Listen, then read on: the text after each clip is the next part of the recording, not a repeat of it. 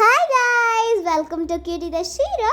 இன்னைக்கு ஒரு சிம்பிளான அப்புறமா ஈஸியான ஒரு மட்டன் சாப்ஸ் ரெசிபி பார்க்க போகிறோம். வாங்க.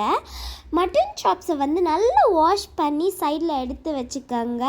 இது மேரினேஷனுக்காக சில்லி, டர்மரிக், அப்புறமா சால்ட்டு, அப்புறமா கர்டு எல்லாம் போட்டு நல்லா மிக்ஸ் பண்ணிக்கலாம். கூட ஒரு ஹாஃப் லைமும் நம்ம போட்டு நல்லா மிக்ஸ் பண்ணிக்கலாம். இது கூட நம்ம பேப்ரிக்கா போடுறோம்.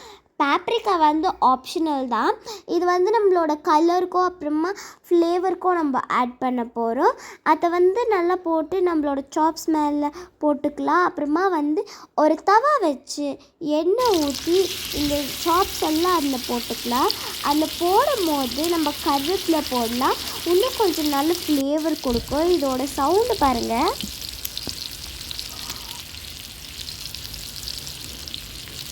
ரெண்டு பக்கமும் 2 minutes இல்லைன்னா 3 minutes ரோஸ்ட் பண்ணுங்கள்.